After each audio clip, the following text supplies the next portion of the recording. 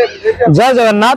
आज आम गड़माणी तीर प्रभुंर 24 गोटी बेश प्रदर्शित होती कौन ना प्रथम बेशटी है तड़प उत्तरी बेश। प्रतिदिन प्रभुंर अवकाश समय प्रथम मंगल आलती एवं मैलम नीति पर तड़प उत्तरी बेश करा जाए। प्रतिदिन बेश ये जो प्रतिदिन श्रीजू मान बेश बा श्रृंगार तीन भाग में विभक्त करा जाए। प्रथम हूँ वस्त्र श्रृंगार, द्वितीय हूँ भूषण श्रृंगार और तृतीय हूँ पुष्प श्रृंगार बेश। तेणु प्रत्येक दैनिक यही बेशटी करा जाए। यापर आम बर्तमान बड़ सिंहार बेश विषय जाना। ये श्री मंदिर रे प्रत्येक दिन रात्र प्रहुड़ समय रे ये बड़ सिंहार बेश करा जाए। तापरे चंदन लगी बेश। चंदन लगी बेश कौन ना बैशाख शुक्ल तृतीय ठारू ज्येष्ठ शुक्ल चतुर्दशी पर्यंत चंदन लगी बेश करा जाए। यापर नागार्जुन बेश पंचुक 6 दिन प्रति वर्ष कार्तिक मासरे यही बेशटी आमको करने को पड़े। यापर प्रभुंर गजानन बेश। गजानन बेश ज्येष्ठ पूर्णमी रे करा जाए। ज्येष्ठ पूर्णमी तिथि चतुर्थामूर्ति पहुंडी विजय आनंद बजार स्थित मुक्ति स्नान मंडप आमर रही तारी उपरे विराजमान करती एवं प्रभुंर गजानन बेश करा जाए। यापर प्रभुंर सुना बेश आमे समस्ते जानिचे ना रथ उपरे आषाढ़ शुक्ल एकादशी दिन ही प्रभुंर सुना बेश करा जाए। यह रथ उपरे जिते प्रभु रथ उपरे विराजमान करती सेतिकी बड़े ये सुना बेशटी करा जाए।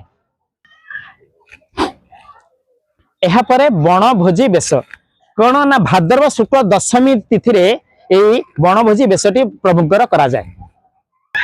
तापरे प्रभुंर कालिय दलन बेश करा जाए। यह केबे हुए ना भाद्रव कृष्ण एकादशी तिथि रे प्रभुंर कालिय दलन बेश करा जाए।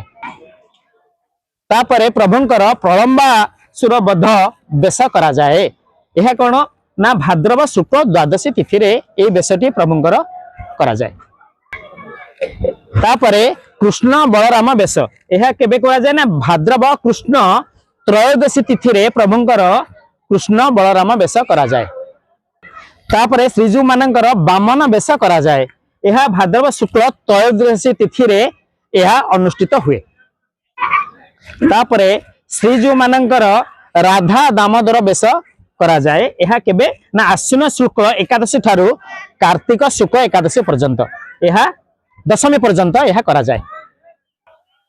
तापरे श्रीजू मानकर हरिहर बेश करा जाए। यह केबे ना कार्तिक मास अमावास्या ठारू शुक्ल दशमी मध्य रे यही बेश प्रभुंकर करा जाए। तापरे प्रभुंकर लक्ष्मी नारायण बेश करा जाए जहाँ को आमे ठिया किया बेश कहू। यह केबे ना पवित्र कार्तिक शुक्ल एकादशी तिथि रे श्री जगन्नाथ महाप्रभुंकर यही बेश करा जाए। हाँ यापर प्रभु श्रीजू मानकर बांकचूड़ बेश करा जाए। यह केबे हुए ना ये कार्तिक शुक्ल द्वादशी तिथि रे बांकचूड़ बेश हुए। यापर श्रीजू मानकर श्राद्ध बेश करा जाए। यह केबे ना मार्गशीर शुक्ल चतुर्दशी ठारू मार्गशीर शुक्ल प्रतिपदा पर्यंत।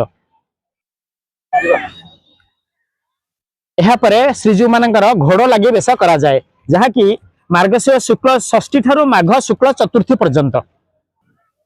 तापरे प्रभुंकर पद्म बेश करा जाए। यह माघ अमावास्या ठारू श्री पंचमी मध्य रे जेकोसी बुधवार बा शनिवार यही बेश करा जाए।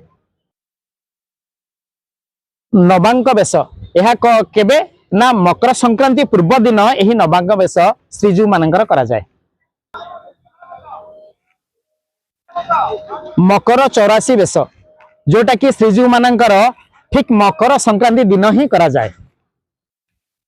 यापर श्रीजू मानकर गज उदाहरण बेश करा जाए। एटा हमें समस्ते जानिचे माघ पूर्णमी तिथि रे यही गज उदाहरण बेश करा जाए। यापर श्रीजू मानकर चाचेरी बेश करा जाए जोटा कि आमे फाल्गुन शुक्ल दशमी ठारू चतुर्दशी पर्यंत यही बेश चाचेरी बेश करा जाए।